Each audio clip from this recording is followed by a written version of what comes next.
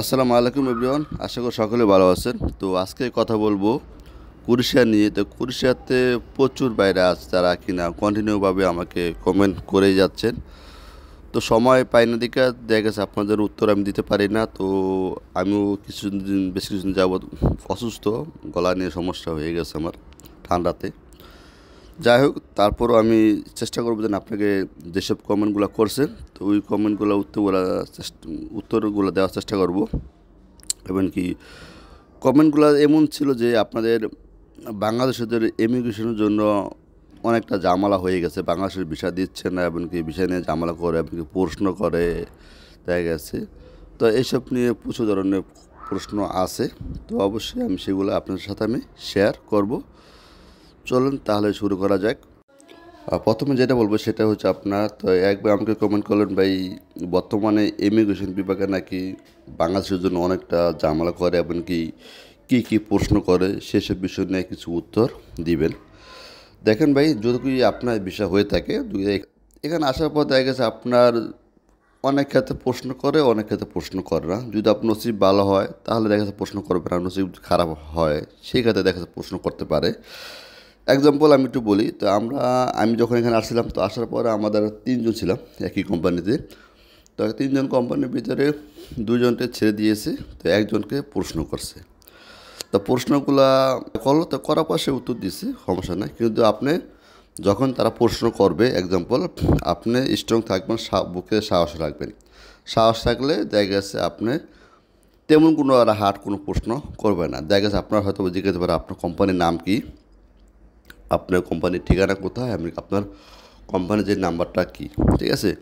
যদি আপনার কোম্পানির নাম্বারটা না বলতে পারেন, অথবা অ্যাটলিস্ট ঠিকানা যদি না মনে থাকে, অ্যাটলিস্ট আপনার কোম্পানির নামটা তো মনে থাকবে। তো কোম্পানির নামটা শুধু বলবেন, আর আপনার নাম, আপনার জন্ম তারিখ, এতে যদি মনে থাকে, তখন দেখা গেছে আপনি এটা বলার পরে ওই কোম্পানির নাম দিয়ে আপনার সার্চ করবে অনলাইনে, হয়তো কম্পিউটারে সার্চ করলে দেখা গেছে আপনার যে কোম্পানি যেখানে আইডেন্টি ভেরিফাই করে তারা, সেখানে ভেরিফাই করে দেখবে, সেখানে সম্পূর্ণ ডিটেলসে ওদের সব কিছু এটি যদি দেওয়া থাকে, ঠিক আছে, কোনো সমস্যা হবে না। তো সেখানেও তাদের ফোন নাম্বার সব কিছু দেওয়া থাকে। তখন কী হলো, তারা ওইখান থেকে তারা কোম্পানির যে নাম্বারটা পাওয়ার পরে তাকে ফোন দিচ্ছে। ফোন দেওয়ার পর কনফার্ম হয়েছে যে না, ভিসা ঠিক আছে, ওকে আছে। সে বলছে না এটা আমার লোক। তখন এটা বলার পরে তাকে ছেড়ে দিয়েছে, ঠিক আছে। তো এটা দেখা গেছে সীমিত আকার হয়ে থাকে যদি সন্দেহ থাকে। তো এছাড়া কোনো সমস্যা নাই, আপনি আসতে পারেন নির্বিধায়, কোনো সমস্যা হবে না। দ্বিতীয় নম্বর যে প্রশ্ন ছিল সেটা ছিল কুরিশায় আপনার যখন ফাইল জমা দিবেন, তো ফাইল জমা দেওয়ার সময় নাকি নাম, ঠিকানা এবং কি মোবাইল নাম্বার দেওয়া লাগে, তা কতটুকু সত্য?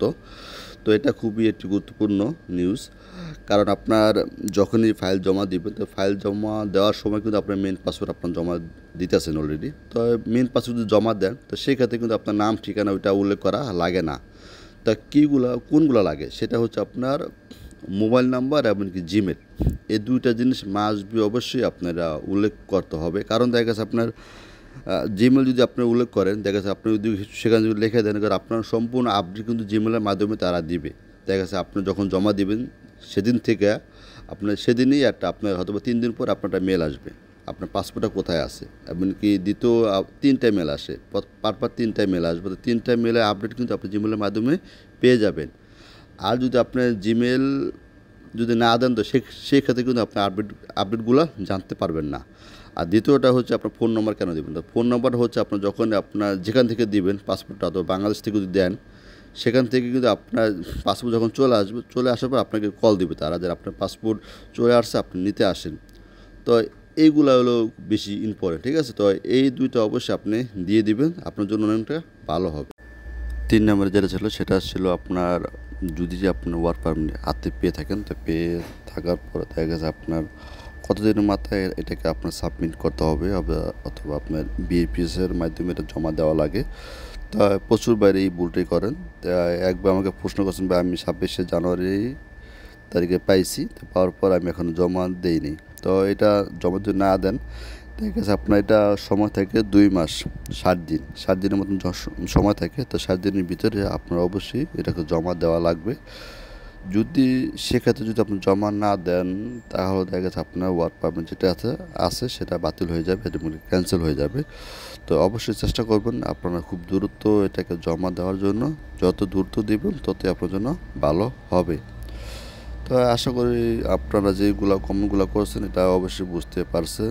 তো অবশ্যই আপনারা আরও বেশি করে কমেন্ট করবেন এবং আমি চেষ্টা করব প্রতিটা কমেন্টের উত্তর দেওয়ার জন্য। তাহলে আজকের জন্য এই পর্যন্ত। সবাই ভালো থাকবেন। খুদা হাফেজ। আবারও অন্য কোনো ভিডিও নিয়ে ইনশাল্লাহ আমি আবারও আসবো।